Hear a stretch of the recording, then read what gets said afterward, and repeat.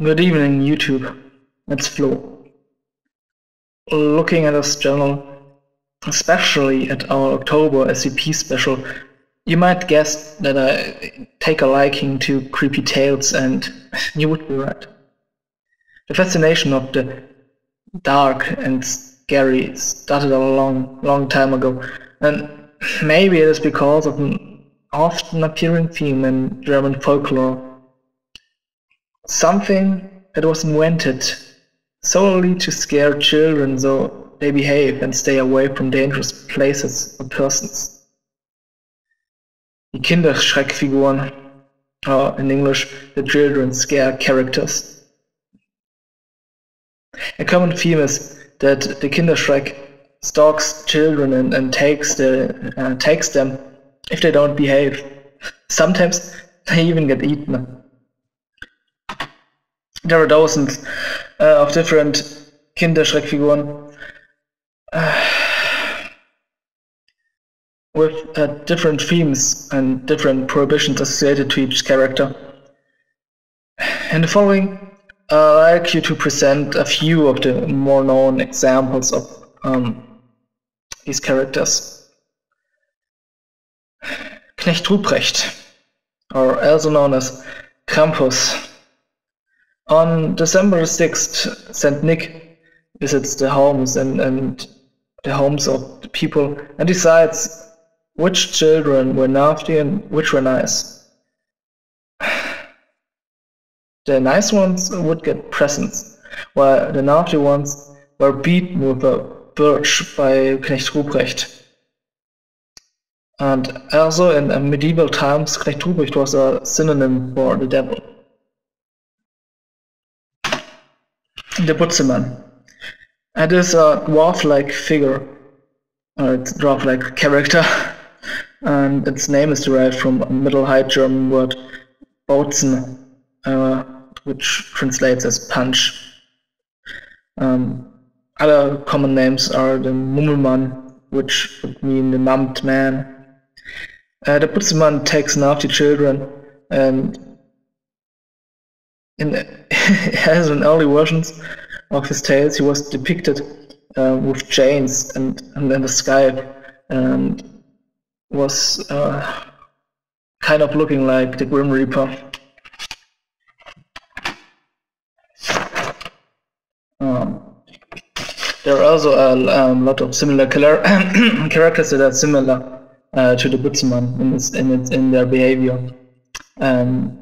There, for example, the Kindermitnehmer, which would be the child taker, or the Kinderfresser, the child eater, or the böse Onkel, which is the bad uncle. Then there's the Sandman. In modern depiction, he is a friendly spirit which comes to the children in the night and throws sand in their eyes so they can sleep. Well, in the original depiction, it's here's a more brutal fashion. He also comes to children during the night, but to children that don't want to sleep instead of children that can't sleep, and also throws sand into their eyes, and he throws the sand until the eyes start bleeding. So yeah, nothing you really want to have as a visitor in the night. A bunch of monsters or Kinderschreckfiguren with a common theme are the Nachtbock, Nachtkrab, and Nachtgiger, which are creatures looking like goats or ravens.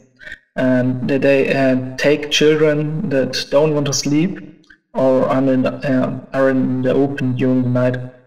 And the children were brought to places from which they wouldn't find the way home.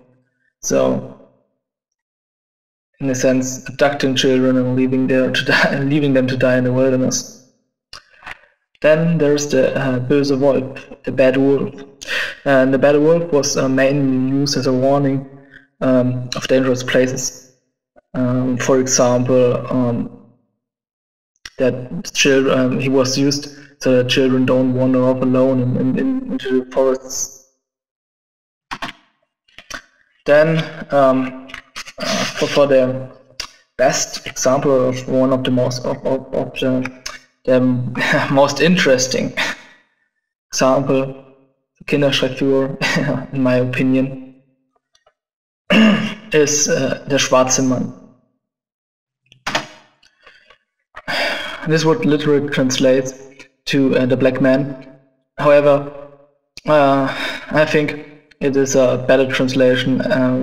As a better translation, we should use the man in black, since the name derives from the fact that the man, or the figure, the character is dressed in completely black clothes. He probably originates during the era of the Great Plague in Europe. The people carrying the dead had thick black clothes all around them, so that they don't get infected by the plague. And the children were told that they should stay away from the man in black, so they didn't get infected. And this would also explain a mechanic in a children's game called Who's Afraid of the Man in Black. In this game, you have a field on the one side, a group of children, on the other side, a catcher, which is in the case then called the Man in Black. The goal of the game is that the players reach the other side of the field, whereas the catcher wants to touch as many of the players, since everyone he touches becomes also a catcher in the next round. And this goes rather smoothly with the interpretation of the Man in Black and the plague, since everyone touched by one who is infected by the plague also gets infected by the plague.